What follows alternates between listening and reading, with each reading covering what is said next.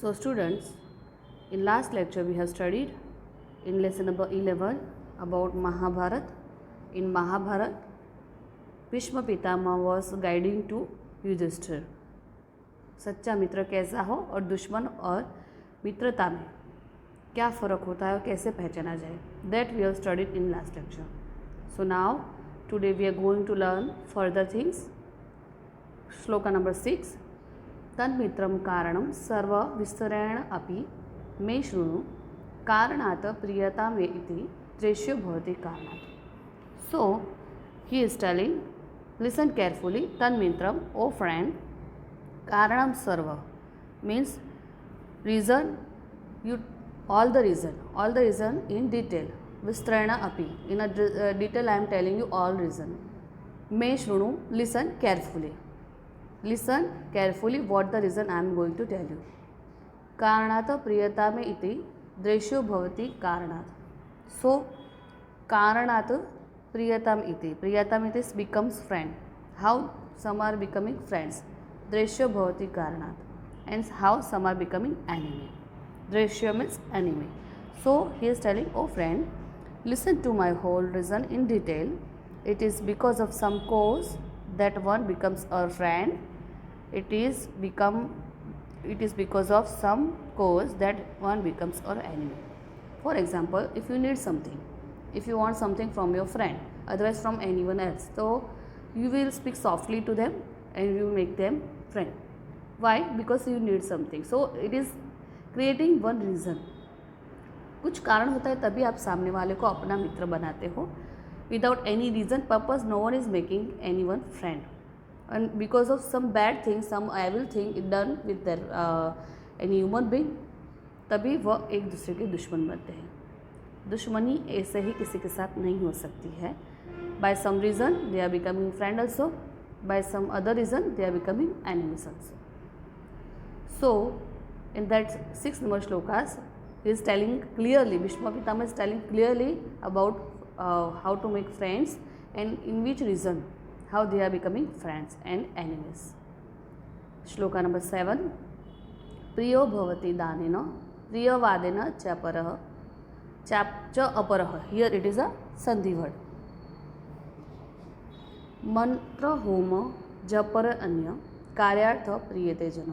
प्रियो भवति बिकमिंग प्रिय, प्रिय बनते यानी हमें अच्छे लगते हैं. They become a good for us. प्रियो भवति दानेन. दानेन means after doing charity, because of charity they are becoming dear one to us. प्रिय वादेन. वाद मीन्स टू स्पीक एंड प्रिय मीन्स सॉफ्टली स्पीक. प्रिय वादेन means because of sweet speech.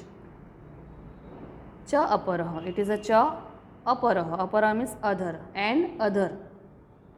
Mantra homa japa, here 4 words are there. Mantra, cha homa, cha japa, cha te. Anya, karyartha priyate janah. Karyartha means for the work.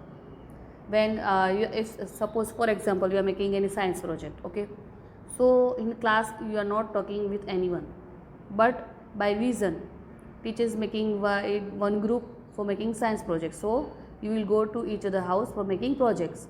So if any similarity is there, if any you are liking each other natures, so you can become friend also. And if you are liking more, so you can become a good friend. So that is main thing is there कि मित्रता कैसे होती है. Due to charity, if you are giving some book to them, if you are giving any help to them, and which उन लोगों को जब बहुत ही ज़्यादा ज़रूरत होती है उस समय पर आप अगर उसको हेल्प करते हो, so they will become a best friend of yours.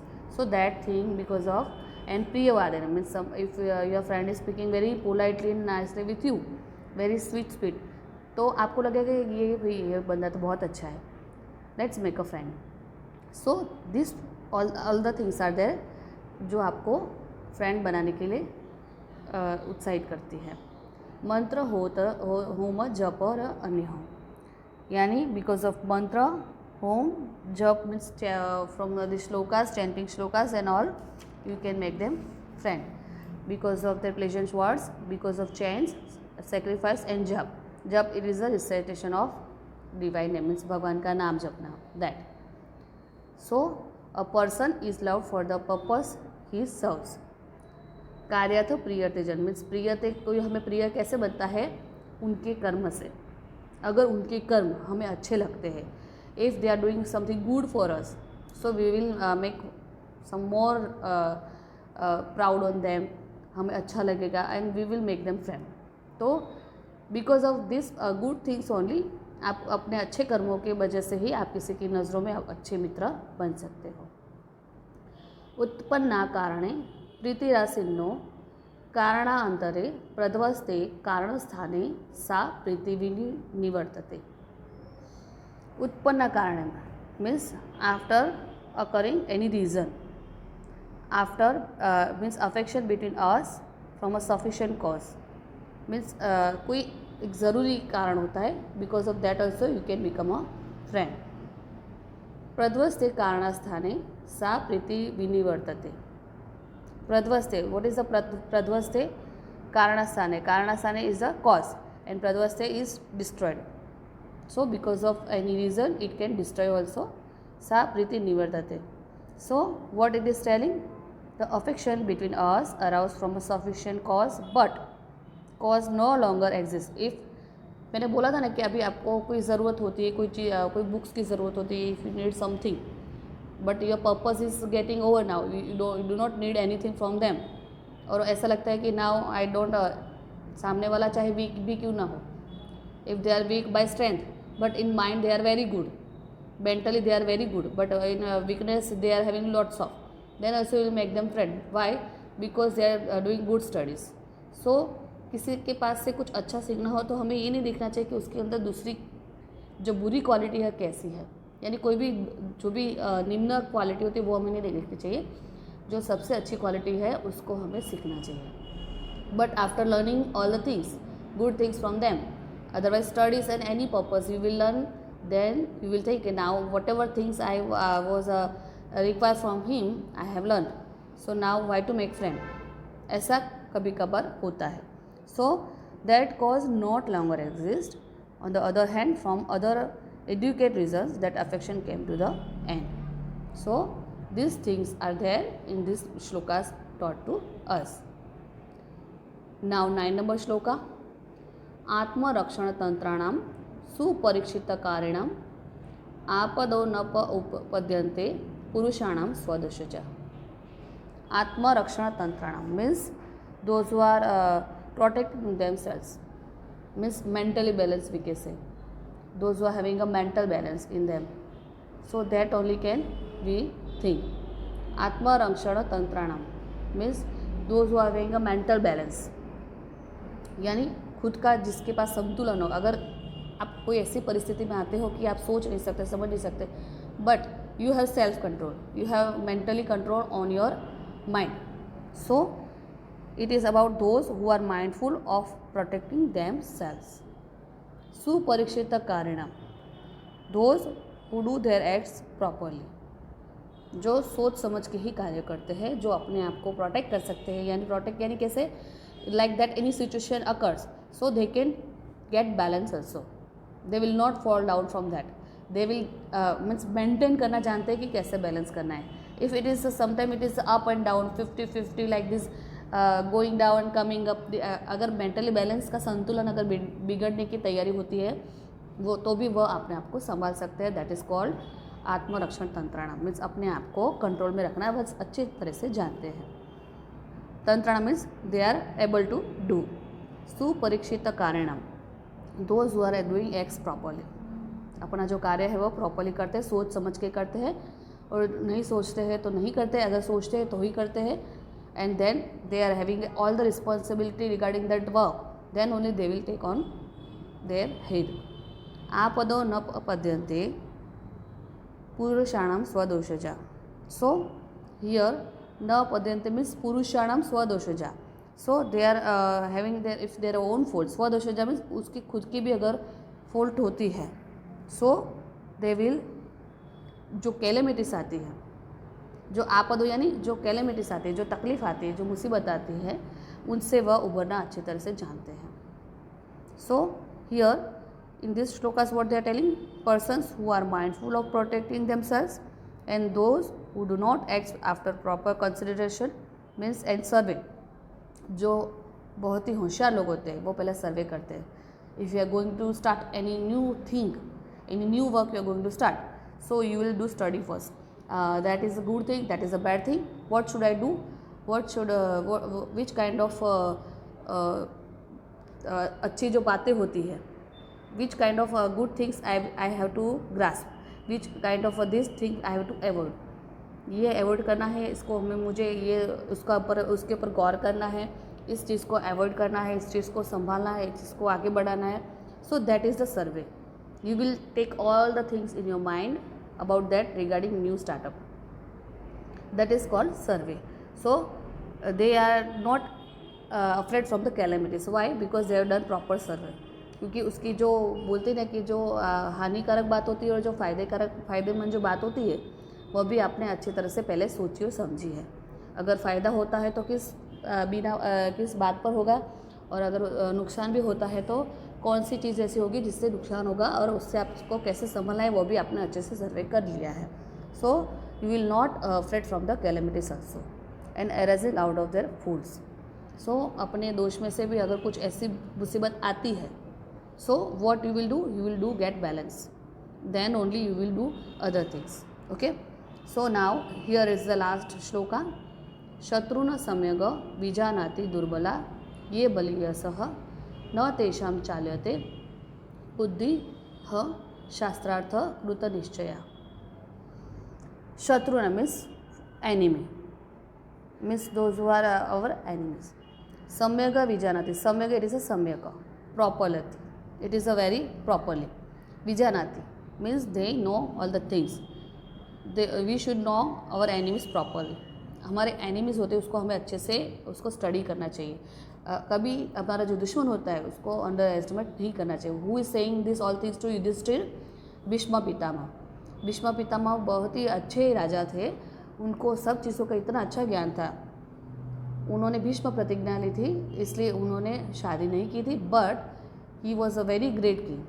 वो बहुत ही अच्छी राजनीति जानते थे in that Mahabharat, in Dwapar युग.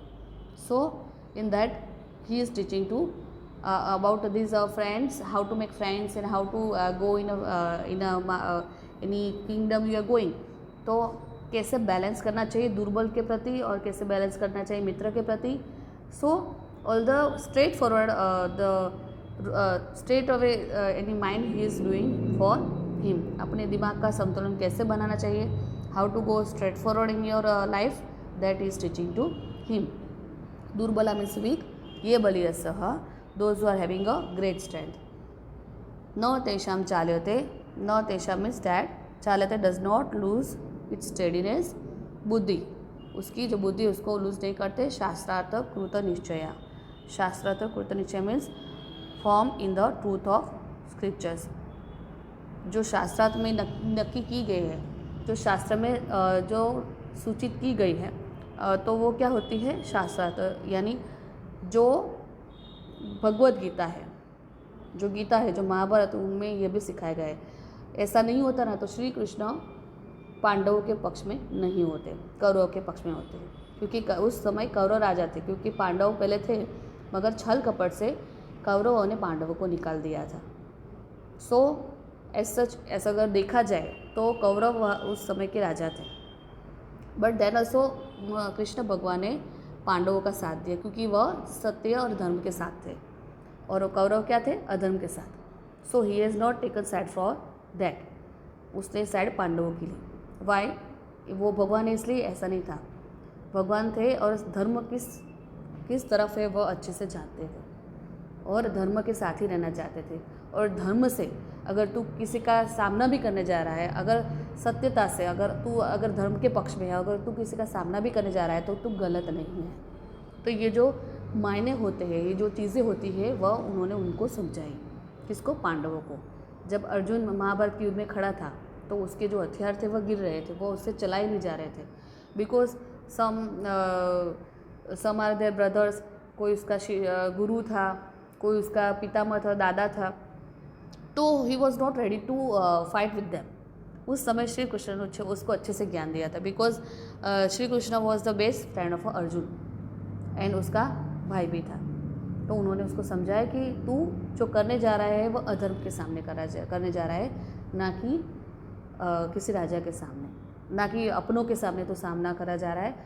तू जो भी कर रहा है वो अधर्म के विरुद्ध कर रहा है और तू धर्म में खड़ा है, बस यही सोच के तुझको युद्ध करना है। So this all the good things Krishna has taught in a Bhagavad Gita, Shrimad Bhagavad Gita. न तेषां चाल्यते बुद्धि शास्त्रार्थ कृत निश्चय। So in this shlokas what they are telling, those who are very weak but their enemies who possess greater strength. ऐसा ही था ना, स्ट्रेंथ जो थी वह कौरवों के पास थी, ज़्यादा बल था उसके पास, ज़्यादा सेना थी, सब बड़े बड़े धुरंधर योद्धा भी उनके साथ थे।